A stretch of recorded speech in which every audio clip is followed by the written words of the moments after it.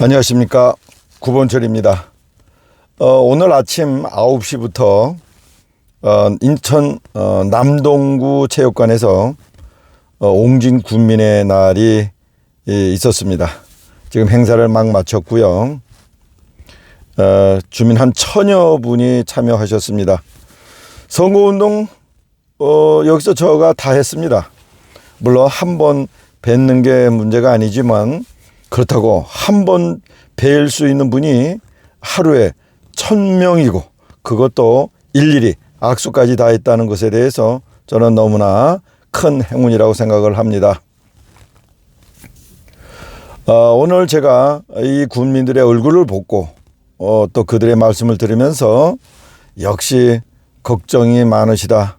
특별히 섬에 계시면서 그 몇 푼 안 되는 정주비, 제가 알기로는 한 12에서 15만 원 정도 드리는 걸로 알고 있는데, 이 정주비를 한 50만 원 주는 게 어때? 이렇게 말씀하시는 거 보고 저도 가슴이 아팠습니다. 100만 원 아니라 200만 원 못 드리겠습니까? 그러나 그것은 세금이고 세금을 나눠주는 문제를 공약할 수는 없지 않습니까? 그래서 제가 50만 원이라면 1년에 600이요 10년은 6천만 원이라고 그랬습니다. 자, 그래서 한술 더 떴습니다. 오케이, 거기다가 0을 하나 더 붙여드리겠습니다. 만일에 제가 공약하는 삼성 파운드리 반도체와 현대 수소수 사업이 또는 그 프로젝트가 성공한다면 인천 시민은 그야말로 대박이 나게 되어 있습니다. 어느 정치인이 군민 또는 시민 한 분 한 분의 이런 삶의 문제를 인식하고 그분들의 경제적 걱정을 들어드리기 위하여 고민한 사람이 있습니까? 솔직히 말씀드려서 정치인을 한 번 더 하고 또 3번, 4번, 5번 하면 그 무엇이 의미가 있겠습니까? 만일에 제가 계획한 또는 약속드린 이 프로젝트가 성공한다면 저는 죽어도 정말 솔직히 여한이 없습니다.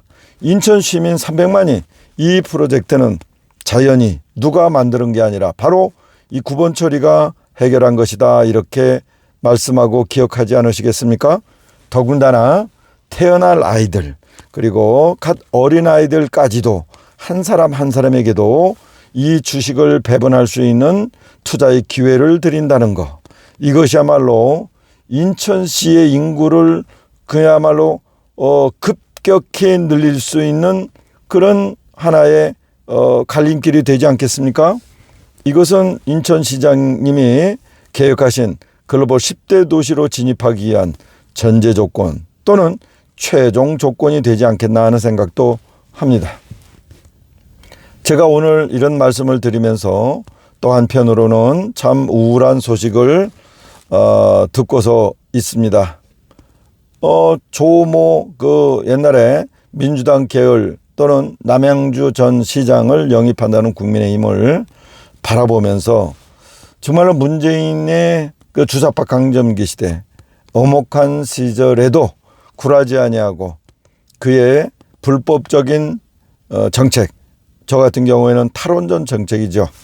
자, 탈원전 정책을 반대하면서 그야말로 독립운동하는 심정으로 길거리 투쟁을 마다하지 않았던 저와 우리 동지들의 입장에서 보면은 참으로 가슴이 아프고 허탈하는 심정을 제가 이 시간을 통해서 말씀드리지 않을 수 없습니다. 이런 국민의힘의 행태를 보면서 과거에 이승만 대통령이 왜 건국시의 최초의 정당인 한민당, 한국민주당이죠. 그 당 송진우 선생이 건립하고 그 다음에 김성수 선생이 이어받은 그 기득권 정당, 지주정당, 친일파들이 우글우글 모여있던 그 정당 한민당과 함께하지 않은 이유를 제가 이해할 것 같습니다. 이승만 대통령은 1953년까지 당을 창당하지 않았습니다.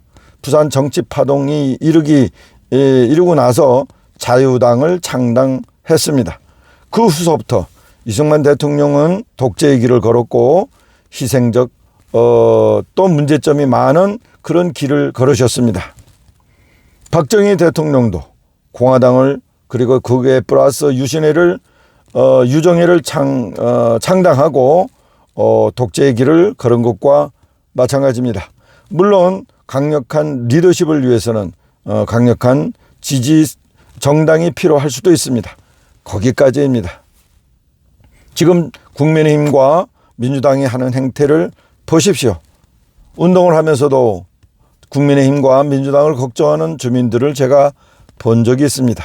이들의 마음을 이해하는지 국민의힘과 민주당은 자기들의 안일과 자기들의 주머니를 채우기 위하여 지금도 여념없이 국민 생활과는 아무 상관없는 일로 싸우고 있습니다.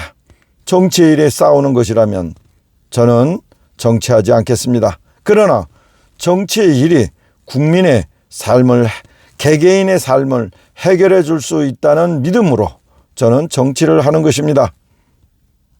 오늘 아침에는 제가 국민의 날 때문에 인천시청 앞 시위를 하지 못했습니다. 내일서부터 또 할 것입니다. 용종 주민들의 삶의 질, 삶의 수준을 지키기 위해서 제가 하고 있습니다. 뿐만 아니라 제가 약속드린 2가지, 3가지 약속들, 저는 향후에 우리 젊은 자녀들이 부담 지어야 될 세금으로 여러분들에게 무언가 해결하겠다고 약속드리지 않습니다. 대신에 용종이나 우리 인천이 가지긴 자원을 재벌들에게 같이 투자하면서 그들에게 사업의 기회를 주고, 또 우리가 만일 그들에게 요구하지 아니하면 그들 주머니 소른으로 들어갈 그런 투자의 기회를 우리 인천 시민과 함께 하자는 간청을 드리는 것입니다. 이와 같은 프로젝트를 만들기 위하여 저는 수많은 시간을 들여 고민하고 계획을 한 것입니다. 아마도 이러한 전략 기획을 하는 정치인 중에서 제가 어느 누구를 찾아볼 수가 없을 겁니다. 국민의힘에서 이러한 정치 또는 선거 공약을 하는 거 보셨습니까? 정당, 즉 국민의힘과 민주당 이 양당 체제가 결국은 대한민국의 전진의 발목을 잡고 있습니다. 어떻습니까? 과거 이승만 대통령의 자유당을 만들기 전까지 정말 제 정당 또는 무소속이 60%, 50%를 차지했던 그 시절로 한번 되돌아가는 게 어떻습니까?